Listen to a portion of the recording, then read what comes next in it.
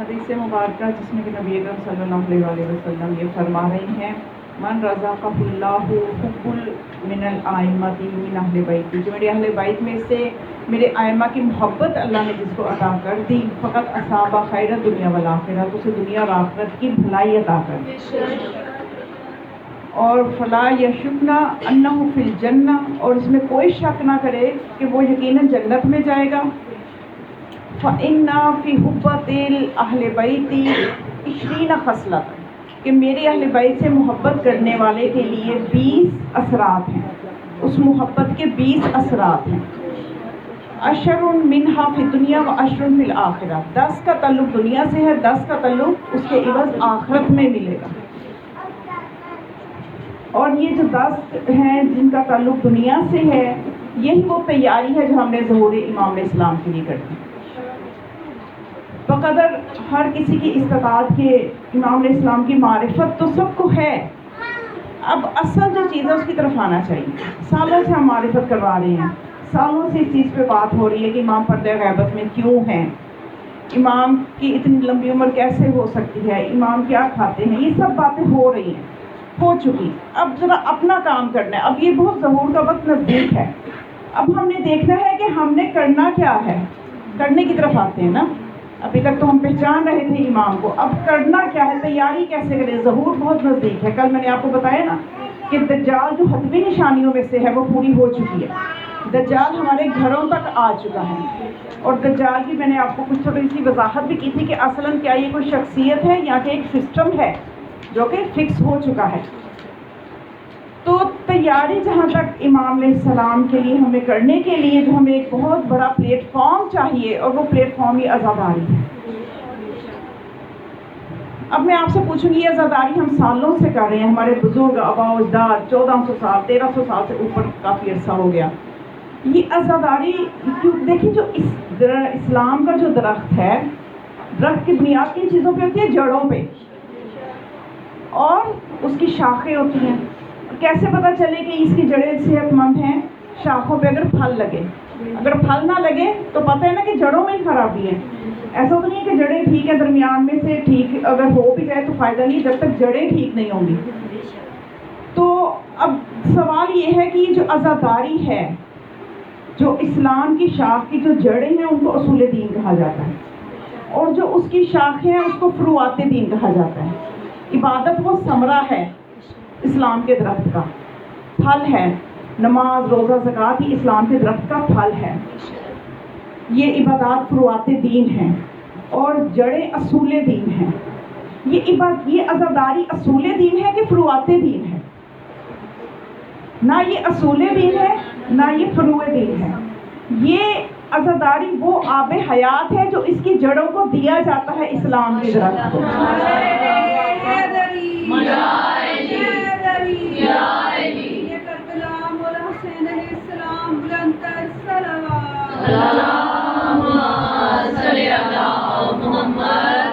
بس تھوڑی سی بیداری چاہتی ہوں میں کہ جب درخت کو آپ تازہ اچھا صحیح پانی میٹھا پانی دیں گے تو پھر ہی ثمر آئے گا نا۔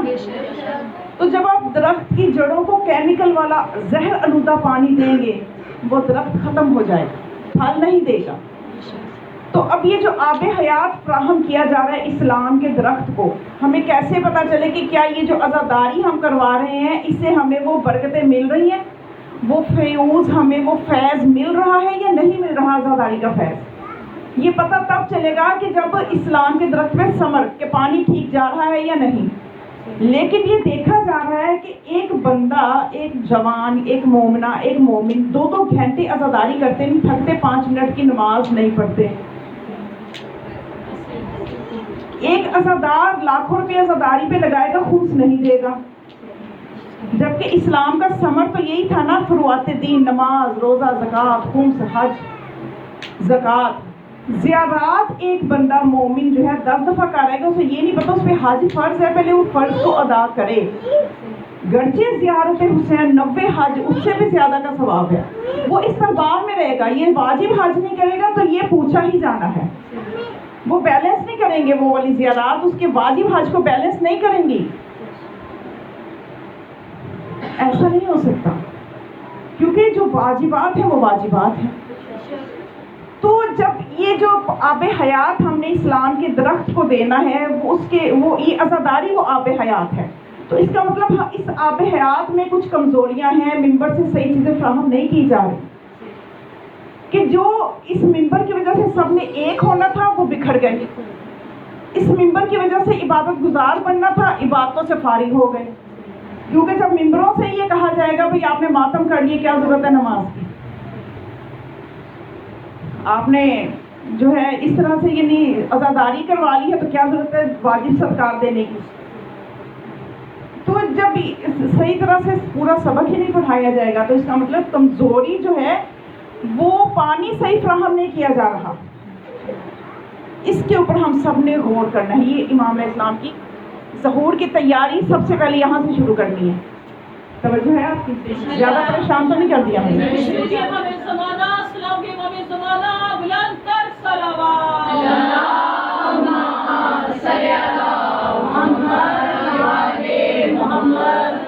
اچھا، ایک اور سوال کا مجھے آج آپ جواب دے دیں. ایک تو میری مجلس کو تو عموماً کہا تو یہ جاتا ہے ٹھنڈی مجلس. چلو میں نے کہا ٹھنڈی مجلس ہے، میں نے اپنے بیوی کو جواب دینا ہے کہ میں نے کیا اپنے فرض کو صحیح نبھایا یا میں نے. کیونکہ دیکھیے جب ایک مریض ڈاکٹر کے پاس جاتا ہے تو مریض مشورہ نہیں دیتا مجھے یہ ٹیبلٹ لکھ کے دو. ڈاکٹر کو پتا ہے میں نے اس کو کون سی دوائی دینی ہے. بیٹھنے والے بندے کو آپ ایسے بندے کو بٹھائیں، اسے پتا ہو کہ اس وقت کس چیز کی ضرورت ہے عوام کو، اس وقت کون سے مسائل ذہنوں میں چل رہے ہیں، کون سی کنفیوژ چل رہی ہیں. تو پھر ہی تو نتائج وہ ثمرات ہمیں ملیں گے عزاداری کے. یہ جو خود اٹھ کے مشورے دیتے ہیں آج آپ اس طرح سے پڑھیں، ہمارا مجمع اس قسم کا ہے. بھائی ہمارا مجمع تو نعروں والے، اگر آپ نے نعرے لگوانے تو آج تو آپ نے بس خیبر خندق ہی پڑھنا ہے. بھائی آج تو آپ نے بس یہی پڑھنا ہے. یہ مشورے دینا غلط ہے. اگر تو آپ نے کسی کو اہل سمجھ کے بٹھایا ہے پھر اس کو آپ مشورہ نہ دیں، اس پہ چھوڑ دیں، اس کے حوالے کر دیں اور بٹھائیں پہلے کسی اہل کو. اب بیدار ہو جائیں، نکل جائیں اس سرکل سے جس نے ہمیں آج تک کچھ نہیں دیا سوائے ٹوٹنے کے. کیونکہ ہم سب نے ایک دن چلے جانا ہے اور بی بی کے دربار میں حاضر ہو کے جواب دینا ہے. بی بی نے کہنا اتنی میری قیمتی قربانیاں تم نے یہ حال کیا. کسی نے شہرت کے لیے مجلسیں کروائی، کسی نے مجمع کے لیے کروائی. بھی فلاں کو نہیں بلانا، اس کے لیے اس کو سن کے تو مجمع ہی نہیں آتا ہمارا. یہ چیزوں سے نکل آئے. کوئی عبادت خلوص کے بغیر قبول نہیں ہے. جب تک خلوص نہیں ہمارے اندر آئے گا ہماری عبادت قبول نہیں ہو سکتی. آپ مجھے اچھی بات آپ نے کی ہے کہ نماز یہی کہتی ہے کہ میں بھی دیکھتی ہوں مجلس ہو رہی ہے. ہمارے آقا حسین نے نیزے کے ساتھ آ کے اپنی نماز نہیں کرنا اس وقت ٹائم پہ دی ہے، لیکن یہاں کہنا نماز کا ٹائم یہاں پہ اصل میں ہوتا ہے کہ نیزے پہ جا کے مجلس ختم کر دیتے ہیں، سجدے کو بتاتے نہیں. ماتم ہو اس کے جو ہے نماز جو ہے نا وہ نماز اپنے ٹائم پہ ہے. یہ بات آپ نے جو بتائی ہے اسی طرح سب اگر بتائیں تو میرا خیال ہے یہ جو ماتم پہ اتنا ٹائم لگا دیتی ہے وہ نماز پہ بھی تھوڑا سا نماز پہ انشاءاللہ کل کے مجلس آپ تیار ہو جائیں نماز پہ.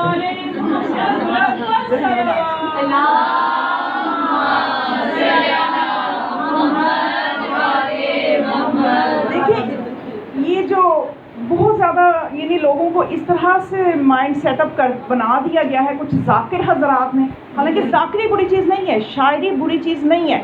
آپ معصومین کی سیرت پڑھیں تو معصوم کسی شاعر کو بلاتے تھے، میرے جد کے فضائل بیان کرو، میرے جد کا غم بیان کرو، ہم رونا چاہتے ہیں. تو وہ شاعری میں بیان کرتے تھے اور ان کی وہ شاعری پڑھیں بھی. اور آج کی شاعری پڑھیں کتنے مبالغے ہیں. ان کی تو اصل مسائل اتنے زیادہ خلوص دل سے بیان کرے، ضرورت ہی نہیں آپ کو مبالغہ کرنے کی. ان کی اصل فضائل اتنے زیادہ ہیں، ضرورت ہی نہیں ہے آپ کو مبالغہ کرنے کی. مولا سجاد فرماتے ہیں کہ ہمارے مصائب میں ہمارے فضائل ہیں، ہمارے فضائل میں ہمارے مصائب ہیں. برائے کشمیری امام سجاد علیہ السلام باواز بلند صلوات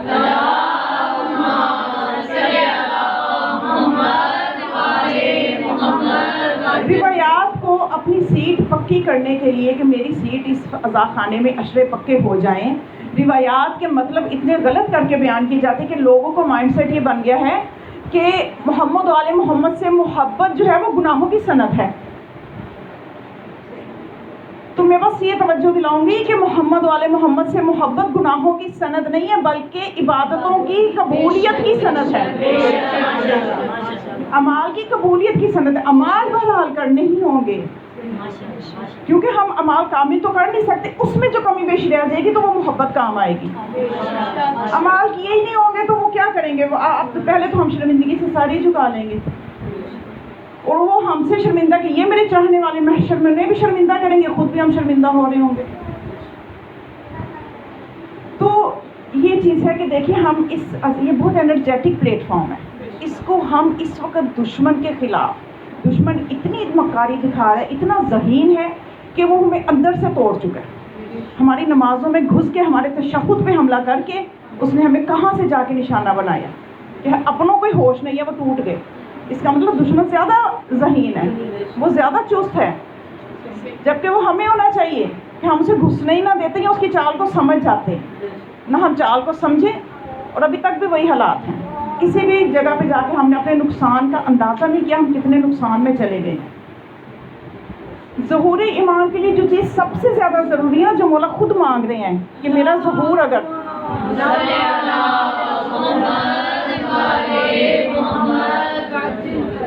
وَلَوْ أَنَّ شِيَاءَنَا وَفَقَهُمُ اللَّهُ عَلَىٰ اطاعتهم إِلَىٰ اجتماع القلوب. مولا فرماتی ہیں کہ اگر تم میری زیارت کرنا چاہتے ہو، میرا مشاہدہ کرنا چاہتے ہو، میرا ظہور چاہتے ہو، تو اپنے دل مجتمع کرو. اب یہاں پہ اجتماع ہے نا، آپ اکٹھے ہیں، لیکن اندر سے پتہ نہیں کس کا کیا عقیدہ بن چکا ہے، دل اکٹھے نہیں ہیں. مولا نے یہ اجتماع نہیں مانگا، ایسا اجتماع کہ جس میں سب ہوں اور دل بھی. اجتماع القلوب کا لفظ ہے، اور یہ مولا کی وہ توقیع ہے جو شیخ مفید کو آپ نے لکھی، کوئی شک کی گنجائش نہیں ہے. اس میں آپ نے کیا چیز مانگی ہے؟ ایسا اتحاد جس میں دل ایک ہو. اب دل میں تو نفاق ہو، اچھا یہ پڑھتی ہے تشہد میں علی ولی اللہ، میں تو نہیں پڑھتی، یہ جو ہے یہ گانوں کی طرف پہ قصیدے پڑھتی ہے تو میں تو اس کو پسند نہیں کرتی، میں اس کو پسند نہیں کرتی. اندر سے اتنے ٹوٹ چکے ہیں. دل و دماغ ایک ہوں گے تو ظہور ہوگا، اور وہ یہیں سے ممبر سے ہی ہونا ہے. آپ مجھے بتائیے کیا تزکیہ نفس اگر کوئی انسان ہدایت کے راستے پہ آنا چاہتا ہے تو ضروری ہے کہ اس کو پورا قرآن پڑھے اور اس کو ترجمہ تفسیر اور تشریح آئے تو پھر ہی وہ تزکیہ نفس ہوگا؟ ہر کوئی تو کر بھی نہیں سکتا. ہم ناظرہ صحیح طور سے پڑھ لیں تو بڑی بات ہے، یا پوری حدیث کی کتابیں، پوری معصومین کی سیرت، پوری معصومین کی روایات جس کو آتی ہوں گی وہی اپنا تزکیہ نفس کر کے نیک انسان بن سکتا ہے؟ ایسا نہیں ہے. ایک روایت، ایک آیت اگر سچائی کے ساتھ، خلوص کے ساتھ بیان کرنے والا بیان کرے، سننے والا سن لے، تو اس کی طبیعت وہی منقلب ہو جائے گی، وہ وہی ولی بن جائے گا. فضیل ایک ڈاکو تھا، بدکار انسان تھا، سیڑھی لگا کے وہ جا رہا ہے کسی خاتون کے گھر فعل بد کرنے کے ارادے سے. ساتھ والے گھر سے قرآن کی تلاوت ہو رہی تھی، آواز آئی، جو ہی اس نے یہ آیت پڑھی، کیا ابھی بھی وہ وقت نہیں آیا کہ لوگ خدا کی طرف لوٹ آئیں؟ وہ وہیں سے نیچے اترا کہ وہ وقت آ گیا ہے، توبہ کی، ولی بن گیا. بشر حافی کا واقعہ آپ کے سامنے ہے کہ جب امام علیہ السلام گزرے، اندر سے موسیقی کی آواز آ رہی تھی. امام پلٹے، کنیز سے پوچھا یہ کس کا گھر ہے؟ کہنے لگی یہ مالک کا گھر ہے، آزاد کا گھر ہے. فرمایا اگر کسی کو اپنا غلام سمجھتا تو آج یہ حرکت نہ کر رہا ہوتا. یہ پیغام اندر پہنچا تو بشر حافی ولی بن گیا. اس نے ننگے پاؤں پھرنا، اپنے وعدے کی تجدید کے لیے ننگے پاؤں پھرتا تھا، اور اللہ نے بھی وہاں کے علاقے کے جانوروں کو حکم دیا تھا یہاں پہ غلاظت نہ کرنا. میرا بندہ بشر حافی ننگے پاؤں پھرتا ہے. ایک نصیحت. اور کتنی میں مثالیں آپ کو دوں کہ نبی اکرم تشریف فرما ہے، ان کے صحابہ موجود ہیں.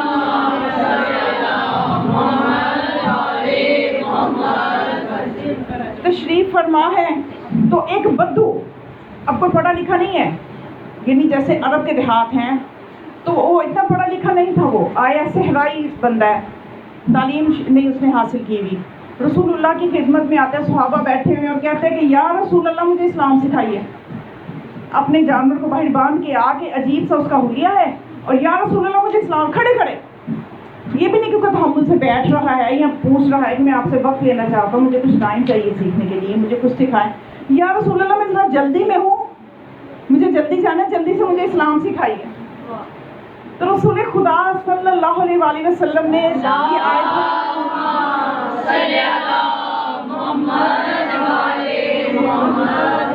آپ نے کیا فرمایا؟ میں यअमल मिस्काल ज़र्रतिन खैरन यरा व मन यअमल मिस्काल ज़र्रतिन शर्रन यरा, कि जिसने ज़र्रा बराबर भी नेकी की उसका अजर भी पाएगा, जिसने ज़र्रा बराबर भी बुराई की उसकी सज़ा भी पाएगा। तो उसने कहा या रसूलल्लाह मुझे इस्लाम समझ में आ गया।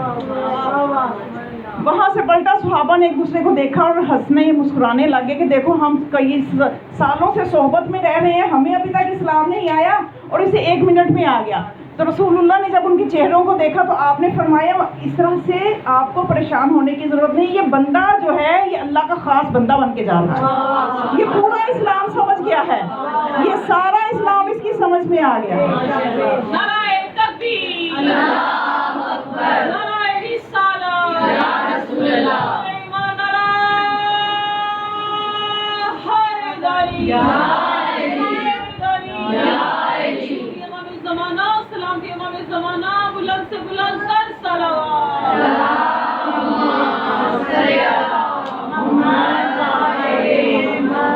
आप देखिए कि आज तक हम इन मिंबरों से कितना कुछ बयान करते रहे हैं, कितनी हदीसें बयान हुई, कितनी आयतें कुरान की बयान हुई, कितने वाक़यात बयान हुए, मासूमीन के वाक़यात बयान हुए, तक़वा के वाक़यात बयान हुए, लेकिन हमारा उसका रिज़ल्ट, उसका फैज़ जो कि वो हमें नज़र नहीं आ रहा। ये वो चीज़ है जिसको समझने की ज़रूरत है कि अब हम किस तरह से, असल में जो इस वक्त ज़रूरत है, जैसे कि एक कम्बिनेशन बनाते हैं ना डॉक्टर, कोई मरीज़ जाता है तो वो कम्बिनेशन मेडिसिन देता है कि उसमें वो मुख्तलिफ़ किस्म की, कोई विटामिन रखता है, कोई दर्द की रखता है, कोई फलानी रखता है, 3-4 किस्म के कॉम्बिनेशन उसके हिसाब से बना के तो वो देता है। इस वक्त हमें भी ऐसी मजलिस की ज़रूरत है जिसमें फ़ज़ाइल भी हो। क्यों? इसलिए कि अहलुल बैत अलैहिस्सलाम की मार्फत ज़हनों से निकलती जा रही है, हत्ता कि अपने भी उनके तसर्रुफ़ात पे शक करने लग गए हैं। यानी मौला अली, मौला कायनात, क्या कलमा पढ़ने वाले भी जब उन्हें कोई ऐसा कोई मौजज़ा सुन ले, कोई ऐसा सुन ले तो ज़्यादा ही पढ़े लिखे लोग हो गए हैं, तो ये कैसे हो सकता है, या अली आज कैसे मदद कर सकते हैं। यानी मतलब ये कि मारिफत और तसर्रुफ़ समझाना विलायत का वो भी ज़रूरी है, और उसके साथ साथ दर्स भी, उनकी सीरत भी बयान करना ज़रूरी है, उसके साथ साथ मसाइल भी बयान करना ज़रूरी है। तभी एक कामिल मजलिस बनती है कि जिसमें सब कुछ हो, सब चीज़ों की ज़रूरत है। और अगर आप एक ही चीज़ के ऊपर तवज्जो रखेंगे कि बस मैंने तो यहाँ वाह-वाही करवानी और बाद में मैंने वो झूठी रवायतें पढ़ के बस रुलाए बगैर जाना ही नहीं, ताकि मेरी एक, मुझे मतलब एक मिल जाए कि जी ये बहुत रुलाती है, ये बहुत ज़्यादा नारे लगवाती है, तो फिर दुनिया तो कमा लेंगे, आखिरत में क्या करेंगे हम? उस ज़िंदगी ने तो कभी ख़त्म ही नहीं होना। ये तो चंद रोज़ा शोहरत भी मिल जाएगी, पैसे भी मिल जाएंगे, कुछ जगह भी बना लेंगे अपनी, लेकिन ये चंद रोज़ है, आज गए कल किसको याद रहता है? तो असल चीज़ है कि खुदा से दुआ किया करें हमारी वहाँ पे इज़्ज़त हो, महशर के मैदान में हमारी इज़्ज़त हो, वहाँ पे जो इज़्ज़त होगी वो दायमी होगी। सलावत पढ़ें अपनी अपनी।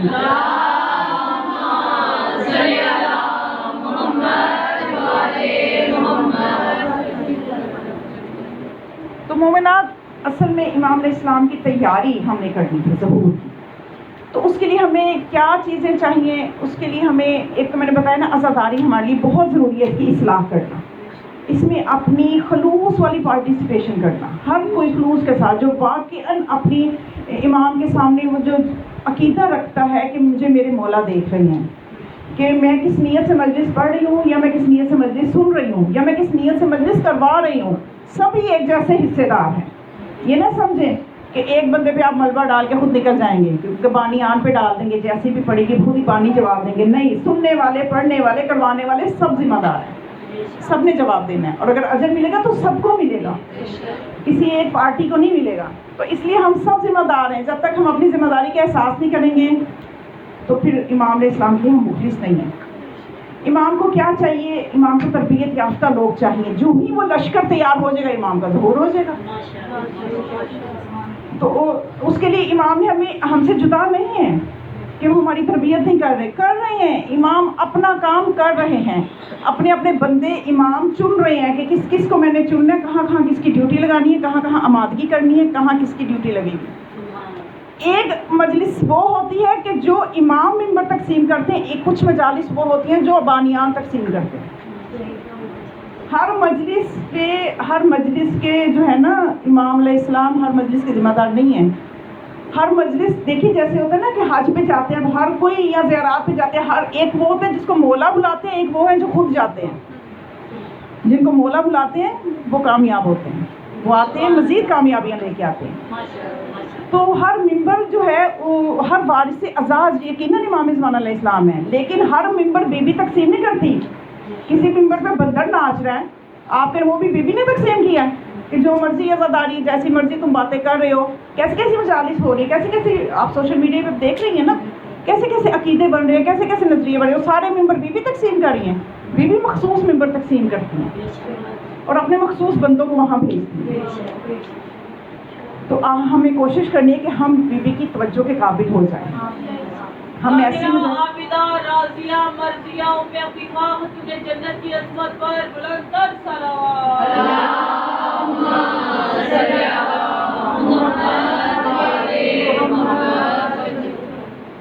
سید علی رضا ابتہی، علی رضا ابتہی ایرانی بندہ ہے، یہ مجلس کروایا کرتا تھا اپنے گھر میں. اس نے ایک اپنا ہال جو تھا گھر کا وہ عزا خانہ ہی بنا رکھا تھا کہ وہاں پہ پورا سال ہر موقع کی مجلس ہوا کرتی تھی، ہر امام کی ولادت شہادت کی، یعنی وہ مصروف رہتا تھا اس کام میں. محب ہے، اپنے اپنے نصیب کی بات ہے. کوئی ایسے بھی ہیں کہ دولت ہونے کے باوجود ایک مجلس نہیں کرواتے، کوئی ایسے ہیں کہ چاہے قرضہ اٹھا لے عزاداری کرواتے ہیں. وہ قرضہ خدا اتارتا ہے، خدا خود فرماتا ہے کہ جو عزائے مراسم عزا پہ خرچ کرے گا، جو عزاداری پہ خرچ کرے گا، میں دنیا میں ہی، آخرت میں تو جو ملنا ہے وہ تو بہت کچھ ہے، دنیا میں ہی خدا کہتے ہیں جو 1 روپیہ خرچ کرے گا میں اسے 70 گنا دوں گا دنیا میں. تو یہ عزاداری پہ خرچ کرتے ہوئے نہیں پریشان ہونا، یہ دیتا بھی وہی ہے اور وہ کرواتی بھی وہی ہستیاں ہیں. تو یہ بندہ جو تھا اس نے اپنے گھر کا ایک ہال جو تھا وہ عزاداری کے لیے مخصوص کیا ہوا تھا. اب ایک اور تاجر ہیں اصفہان کے تاجر، انہوں نے کافی امیر بندہ تھا، اس نے عالم خواب میں اس نے خواب اپنی سنائی. تو یہ جو بندہ جو مجالس، یہ حسن رضا ابتہی نے یہ واقعہ نقل کیا ہے. اور یہ جو تاجر تھا نا، یہ اپنا ایک علاقہ، اس نے گھر کا ایک حصہ جو تھا وہ ہال جو تھا وہ عزاداری کے لیے مخصوص کیا ہوا تھا. تاجر تھا، دولت مند بھی تھا. تو اب اس نے ایک دن اپنی یہ بات جو تھی وہ حسن رضا ابتہی کو سنائی. تو اس نے بھی یہ نقل کیا کہ میں سویا، میں نے خواب میں دیکھا کہ میں گھر سے باہر کسی کام کے لیے جا رہا ہوں، تو مجھے کسی نے کہا ہے کہ تمہارے گھر مجلس ہو رہی ہے. تو اس نے کہا کہ آج تو میں نے نہیں رکھی ہوئی، یعنی وہ کرواتا تھا لیکن آج تو میرے گھر میں کوئی مجلس نہیں ہے. وہ اس کو آواز آئی کہ نہیں، واپس جاؤ، تمہارے گھر میں مجلس ہو رہی ہے اور امام زمان علیہ السلام تشریف لائے ہوئے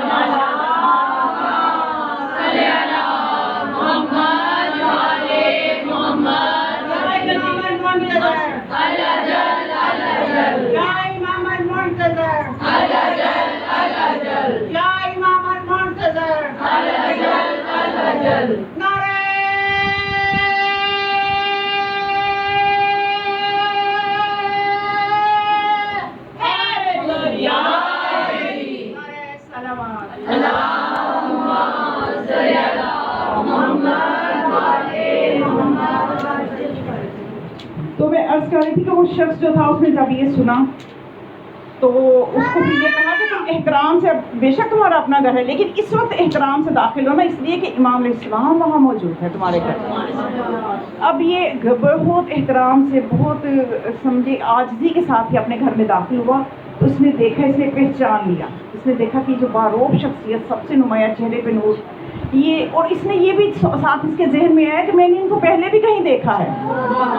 تو وہ پہلے تو ان کی زیارت سے مسرور ہوا، اس کے بعد ہمت کر کے نزدیک گیا اور سلام کرنے کے بعد کہا کہ آقا مولا، میں نے آپ کو پہلے بھی کہیں دیکھا ہے.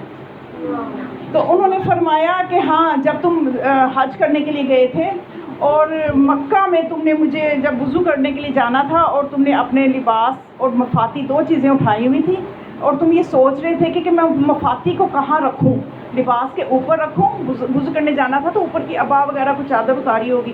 تو اب تم نے اپنے لباس، وہ کپڑوں کو، جو تمہارے پاس چادر تھی، تمہیں سمجھ نہیں آ رہی تھی کہ مفاتی کو اس کے نیچے رکھوں کہ اوپر رکھوں، تو میں نے کہا تھا کہ مفاتی کو اپنے اس چادر کے نیچے رکھ کے جاؤ. جب سارا اس کو یاد کروایا تو اس نے کہا بالکل، میں قربان جاؤں، میں نے آپ کی وہاں پہ زیارت کی تھی. تو پھر اس کے بعد کہنے لگا کہ میں نے مولا سے ہمت کر کے پوچھے کہ مولا آپ کا ظہور کب ہے؟ آپ کا ظہور کب ہوگا؟ تو فرمایا کہ میرے چاہنے والوں سے کہہ دو کہ میرا ظہور جلد ہونے والا ہے۔ اور پھر ساتھ ایک پیغام دیا، اب اس پیغام پہ ہم نے اپنا جائزہ لینا ہے۔ اگر تو کسی نے یہ چیز نہیں شروع کی تو واقعہ سننے کے بعد کر دے۔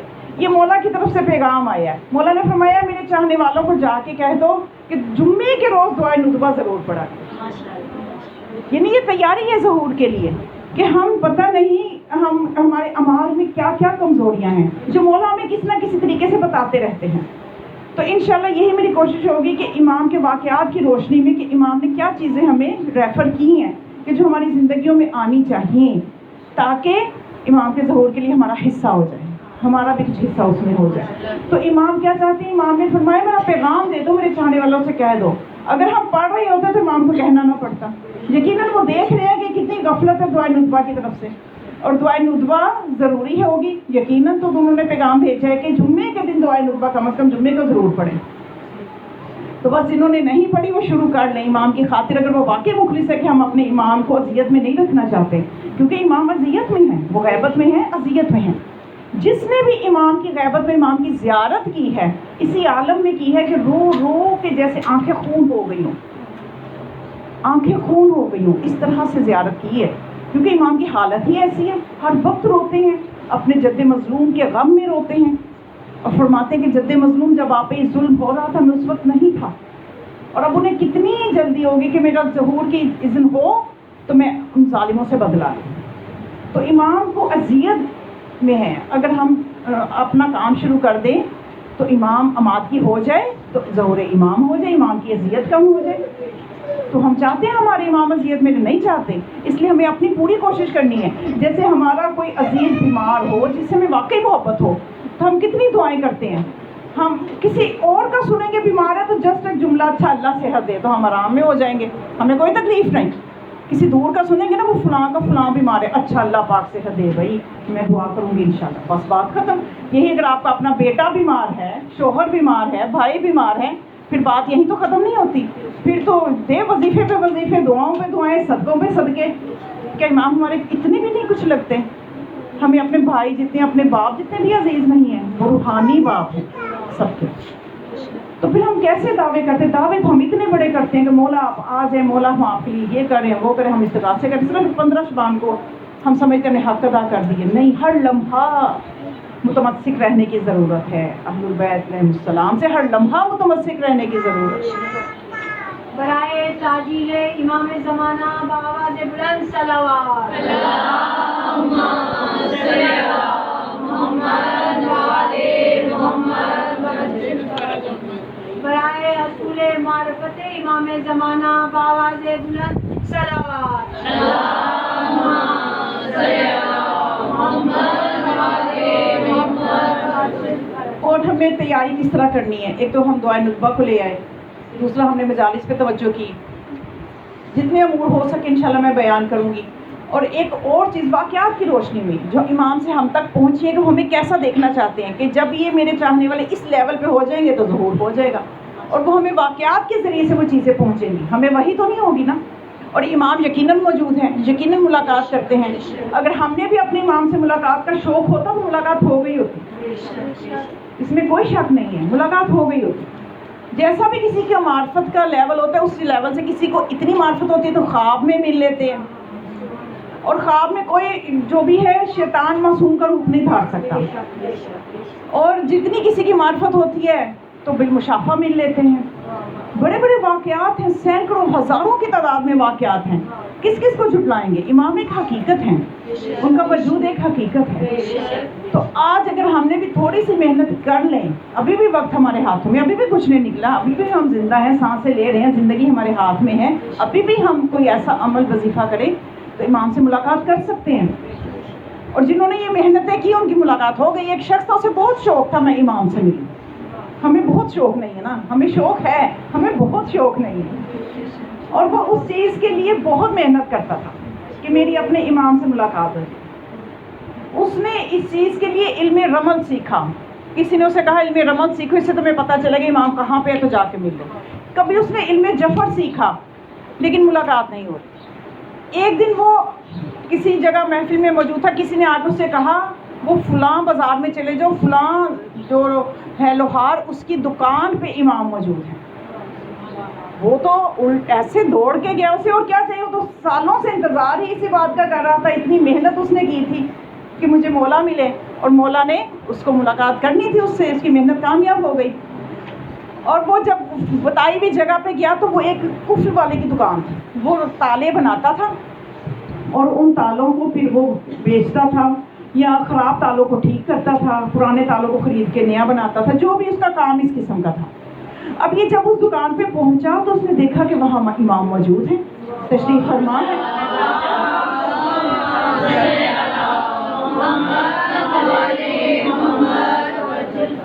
تو اس نے پھر اس وقت خوشی کی انتہا نہ رہی، تو امام علیہ السلام نے جیسے اسے حکم دیا وہاں پہ وہ بیٹھ گیا، اور امام نے حکم دیا بولنا نہیں ہے، یعنی تم خاموش رہو، دیکھو میں کیوں یہاں پہ موجود ہوں، میں کیوں اس دکان والے کو پاس آتا ہوں اور بیٹھتا ہوں اور اس کے پاس وقت گزارتا ہوں.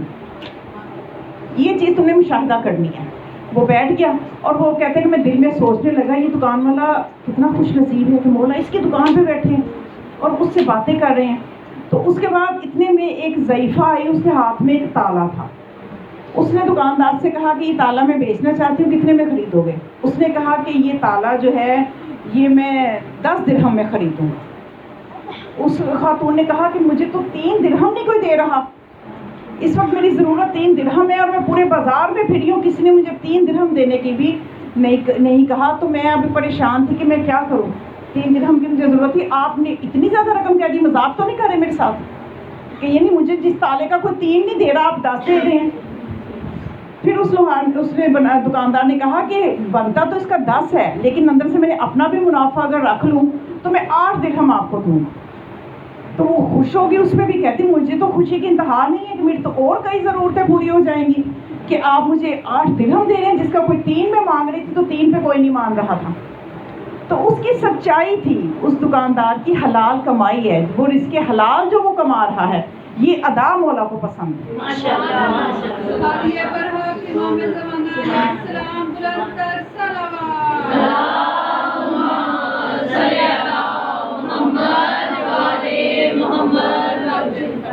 یہ امام علیہ السلام کو اس کی ادا پسند تھی کہ جس کی وجہ سے تو یہی مولا فرماتے ہیں کہ اگر تم میری زیارت کا شوق رکھتے ہو تو تمہیں اتنی پریشانی کی ضرورت نہیں کہ تم اعمال کرو، وظیفے کرو، لمبے لمبے چلے کاٹو، تم تزکیہ نفس کرو، رزق حلال پہ توجہ دو، تم اپنی تربیت کر لو. تو میں خود تمہیں جگہ بتاؤں گا میں کہاں پہ ہوں، میں خود ملنے آ جاؤں گا. بہت سے واقعات ہیں امام خود جاتے ہیں ملنے.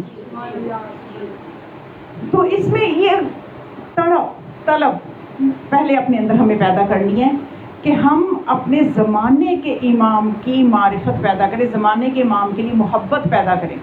جب تک محبت پیدا نہیں کریں گے تو ہماری زبانی کلامی کے دعوے ہمیں کچھ بھی نہیں دیں گے، ہمیں بالکل بھی قرب نہیں دے پائیں گے.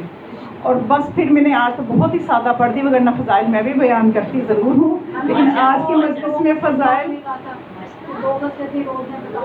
ہاں جی بالکل ماشاء اللہ آپ نے بہت اچھا یاد کروایا. وہ خصلتیں وہی تو تیاری ہے، وہ 10 خصلتیں ہی تو تیاری ہیں. 2 میں نے کل بتائی تھی کہ جن کے دل میں آئمہ کی محبت ہوتی ہے ان کے اندر اثرات اس کے نظر آتے ہیں. ہر عمل کا کوئی اثر ہوتا ہے نا، ہر ایکشن کا ری ایکشن ہوتا ہے. تو ہم اگر کہتے ہیں کہ ہمیں آئمہ سے محبت ہے تو ہمارے اندر اس کا ایک نتیجہ بھی نظر آنا چاہیے. اور وہ کیا میں نے آپ کے سامنے شروع میں تلاوت جس حدیث کی ہے کہ رسول فرماتے ہیں کہ 20 چیزیں ہیں میرے آئمہ کی محبت، میرے اوصیاء کی محبت جن کے دلوں میں ہوتی ہے. 10 چیزیں، 10 اثرات دنیا میں نظر آتے ہیں، 10 آخرت میں. جو 10 دنیا میں نظر آتے ہیں ان میں سے ایک وہ جو بندہ جو واقعی محبت کرتے میرے آئمہ سے، میرے اوصیاء سے، وہ دنیا سے بے رغبتی ہے، اس کو دنیا میں کوئی رغبت نہیں ہوتی. اور دوسرا یہ کہ وہ عمل کے لیے کوشش کرنے والا ہوتا ہے، عمل کے لیے کوشش کرنے والا ہوتا ہے. ہم عمل میں سستی دکھا دیتے ہیں. مثلاً عام دیکھی گئی یہ چیز ہے کہ اگر پانی نہیں آ رہا، نماز کا وقت ہے، پانی نہیں آ رہا، تو کوشش کریں کہ کہیں سے پانی کا بندوبست کریں، کسی عزیز کے گھر جو نزدیک ہے وہاں چل جائیں، نماز کو قضا سے بچائیں. لیکن ہاتھ پہ ہاتھ رکھ کے بیٹھے رہیں گے چلو جب آئے گا تو پڑھ لیں گے، چاہے قضا ہو جائے. یہ میری آنکھوں سے دیکھا مشاہدہ ہے جو میں عموماً دیکھتی ہوں. لیکن مومن کو چین نہیں آئے گا. مومن جیسے بھی کوشش کر کے اپنے عمل کو انجام دے گا کہ میں نے نماز کو قضا نہیں کرنا، پہلی تو اس کی کوشش ہوگی کہ میں نے اول وقت سے ہی نہیں نکالنا، اول وقت پہ پڑھنا ہے.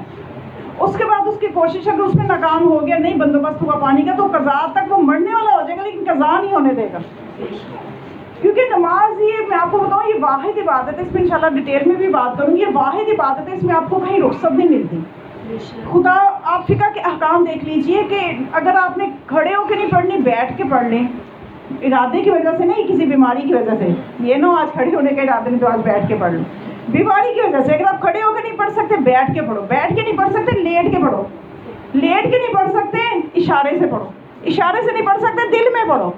کہیں بھی آپ کو کوئی فقیہ یہ کہتا نظر نہیں آئے گا کہ قضا کر دو. حتیٰ کہ کوئی نوبت ایسی آئے گی کہ جس میں تیمم کرنا ہے تیمم کر کے پڑھو. کوئی نوبت ایسی آئے گی تیمم نہیں کر سکتے، ایسے حالات خراب ہیں. یہاں تو ہٹے کٹے لوگ نہیں پڑھتے نماز. میں حیران ہوں شریعت کیا کہہ رہی ہے اور ہم کیا کر رہے ہیں. اس ایک نماز کو لے لیجئے، کہاں سے وہ ثمرہ ہمیں اس ممبر سے ملا آج تک نمازی نہ ہو سکے. یہ پریشانی کی بات ہے، یہ غور کرنے کا مقام ہے، محل فکر ہے یہ کہ نماز میں غور کرتی ہوں. یہ واحد عبادت ہے. روزے میں آپ کو چھوٹ ملے گی، بیمار ہے نہ رکھو، بعد میں رکھ لینا جب صحت ملے گی. سفر پہ ہو نماز کم کر دو، قضا کی کوئی گنجائش نہیں. 2 رکعت پڑھ لو بھائی، مسافر ہو، اتنا سفر طے کیا، مسافر ہو 2 رکعت پڑھ لو. یہ نہیں میں خدا کے کہ میں یہ نہیں کہوں گا کہ تم نہ پڑھو تھکے ہوئے. یہ چیزیں غور کرنے کی کہ کیوں شریعت نماز پہ اتنا، اور ہم اسی کو ہی جا کے کبھی عزاداری سے لڑا رہے ہیں، کبھی جا کے کہہ رہے ہیں جی یہ مجلس سب سے لے کے نماز پڑھو. کیسے بیوقوفوں والے سوال ہیں.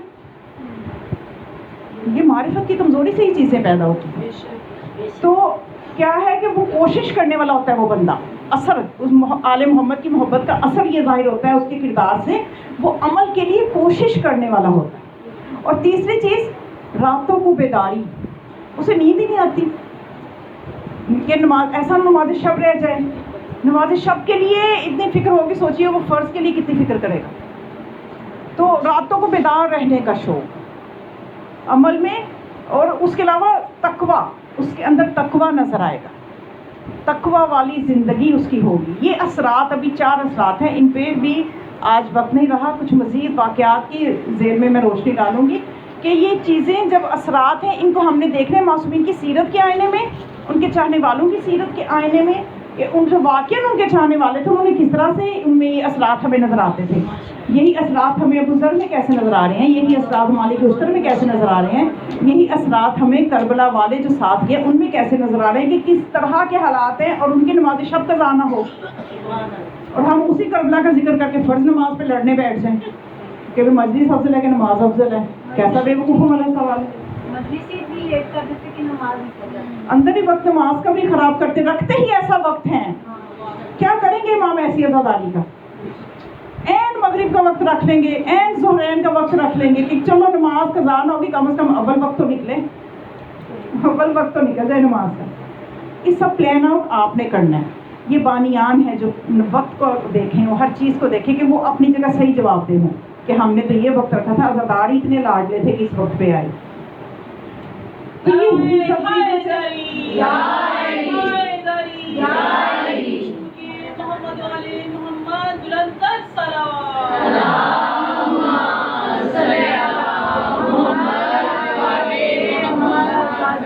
انشاءاللہ ہم پر امید ہیں، اس لیے کہ جس در سے ہمارا آواز ہے وہ کریم ابن کریم ہے. ہماری یہ غفلتیں بس ہم توبہ کر لیں. مومن کی علامت ہے، یہی ان 10 میں کیے بھی ہیں، وہ جلدی توبہ کرنے والا ہوتا ہے. جو اثرات میں سے ایک اثر یہ بھی ہے کہ جو آل محمد کا چاہنے والا ہوتا ہے وہ اپنے گناہوں سے توبہ کرنے والا ہوتا ہے، فوراً توبہ کر لیتا ہے. وہ آگے ہٹ درمی نہیں کرتا کہ نہیں میں نے یہ ایسے نہیں کیا تو میں ایسے کہ نہیں میرا یہ مطلب تھا. وہ دیکھتا ہے کہ غلطی ہے تو ہاں جی یہ ہو گئی، آئندہ نہیں ہوگی، یا اللہ معاف کر دے. اللہ سے بھی معافی مانگ لی، مولا سے بھی معافی مانگ لی تو کھاتا صاف رہتا ہے.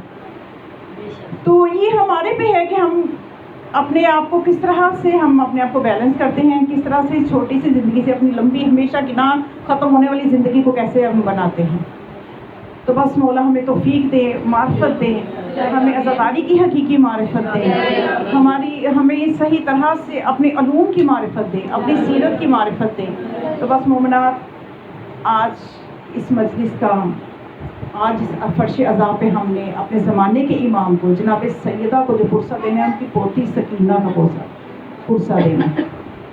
मासूम 4 साल बच्ची का पुरसा देना।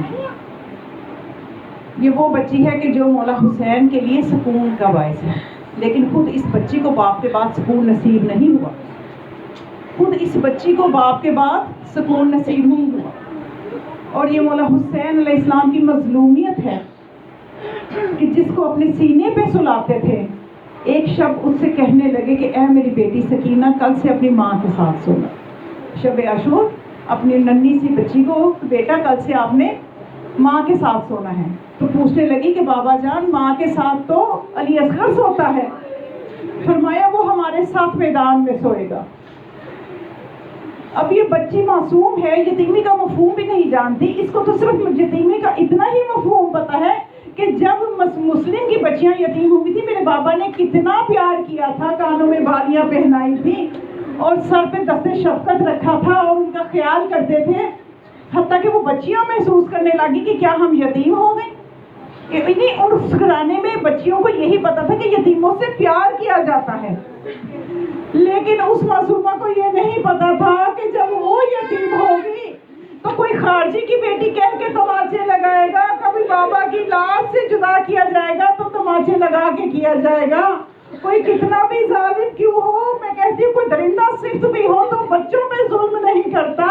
ये कैसे कलमा गो थे, ये किस तरह के कलमा पढ़ने वाले थे कि जिस नबी का कलमा पढ़ रहे थे उसी की औलाद को ज़िबह कर रहे थे। इस मासूमा के शहादत के अयाम अब नज़दीक हैं। रिवायात के मुताबिक बीबी की शहादत 13 सफ़र को भी ज़्यादा मशहूर जो है वो 13 सफ़र को है। तो ये समझने की जनाब सकीना के दिन है। आज के इनके दिनों में हमें जनाब सैयदा को उनकी पोती का पुरसा देना है। ये वो मासूम सकीना है जो अपने बाबा को हर जुल्म पे अपने बाबा को पुकार के कहती थी कि बाबा बेटी की हालत देखो, आपके जाने के बाद बेटी का क्या हाल हो गया है। कि जनाब सकीना जो एक मासूम सी बच्ची है, आप पूरी तारीख़ करबला का मुतालिया करें, मक्तल की किताबों का मुतालिया करें कि इतनी ये कैसी हुसैन की तरबियत है ना।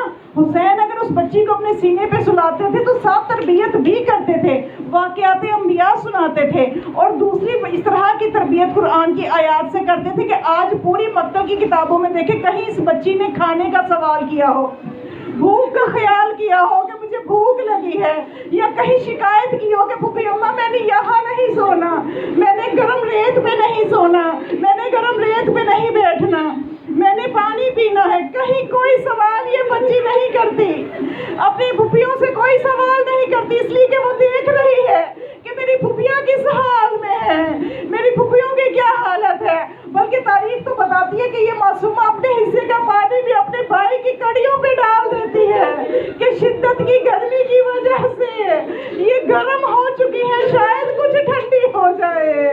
ये एक मासूम बच्ची की तरबियत है।